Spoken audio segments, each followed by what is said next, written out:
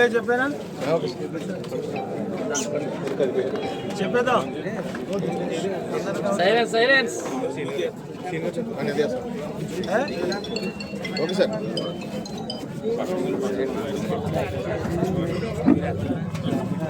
కథ మళ్ళీ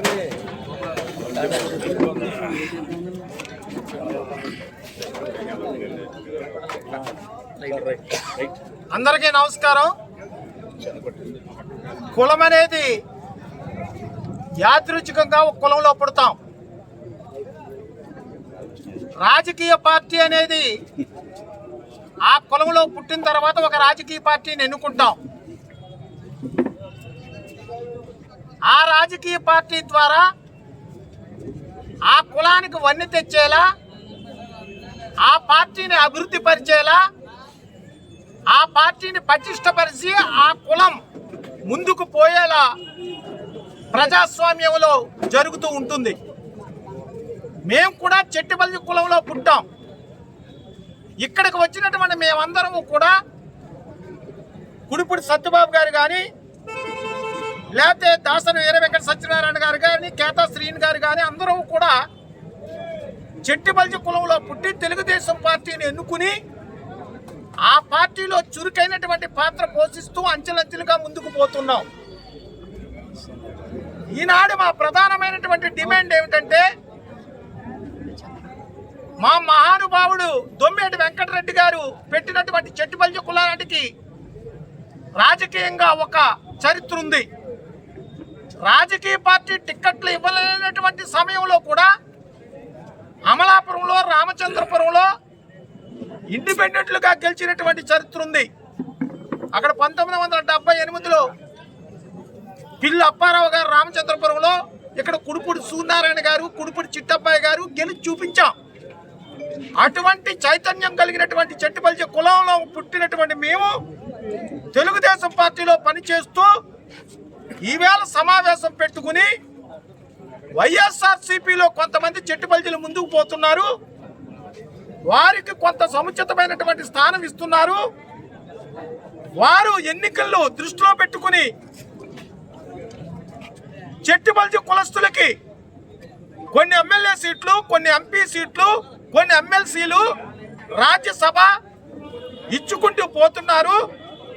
కాబట్టి తెలుగుదేశంలో ఉన్నటువంటి మాకు కూడా తెలుగుదేశం పార్టీ అధినేత చంద్రబాబు నాయుడు గారు, అలాగే జనసేన అధినేత పవన్ కళ్యాణ్ గారు, లోకేష్ గారు ఆలోచించి వైఎస్ఆర్సీపీకి సిపి ఇచ్చినటువంటి పదవులకు దీటుగా ఏమాత్రము తగ్గకుండా మా కులానికి కూడా ఒక గుర్తింపునిచ్చి మీరు ఈ ఎన్నికలలో ముందుకు ప్రోత్సహించాలని ఈ మీటింగ్ ద్వారా మేము డిమాండ్ చేస్తున్నాం.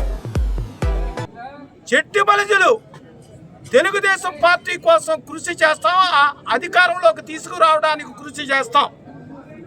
ఎట్ ద సేమ్ టైం అధికారంలోకి వచ్చి తీసుకురావడానికి కృషి చేస్తున్నటువంటి మా చెట్టిబలిజు కులస్తులకు తగినటువంటి సీట్లు ఇచ్చి, ఒకవేళ సీట్లు ఇవ్వలేకపోతే దామాసా ప్రకారంగా ఎమ్మెల్సీలుగా రాజ్యసభలో అవకాశం కల్పించాలని డిమాండ్ చేస్తున్నాం. ఆ అవకాశాలు కష్టకాలంలో పార్టీకి పనిచేసినటువంటి సీనియర్లను గుర్తుపెట్టుకుని రాత్రికి రాత్రే ఇటీవల కాలంలో వచ్చినటువంటి వారిని హక్కుని చేర్చుకుని సీనియారిటీని పక్కన పెట్టొద్దు, పార్టీ కష్టకాలంలో ఉన్నటువంటి వారికి సముచిత స్థానం ఇవ్వండి, పార్టీలో కొత్తగా వచ్చినటువంటి వారికి కూడా స్వాగతించి కొన్నాళ్ళు పనిచేసిన తర్వాత వాళ్ళు కూడా మమేకమైన తర్వాత వాళ్ళకు కూడా సందర్భాన్ని బట్టి సముచిత స్థానం ఇవ్వండి. అంతేగాని వారికి అందలం ఎక్కించి సీనియర్ నాయకులైనటువంటి గ్రామ స్థాయిలో, మండల స్థాయిలో, నియోజకవర్గ స్థాయిలో, జిల్లా స్థాయిలో పార్టీ కష్టకాలంలో పనిచేసినటువంటి వారిని తగినటువంటి గుర్తింపు ఇవ్వాలని మీ ద్వారా మేము డిమాండ్ చేస్తూ ఉన్నాం. ఉన్నప్పుడు విపత్కరమైనటువంటి పరిస్థితుల్లో ఉన్నప్పుడు తూర్పుగోదావరి జిల్లాలో చెట్టిబలిజీలు అవసరం తెలుగుదేశం పార్టీకి వస్తుంది. అటువంటప్పుడు తెలుగుదేశం పార్టీ శెట్టి బలిజల్ని పూర్తిగా వినియోగించుకోవడం జరుగుతుంది.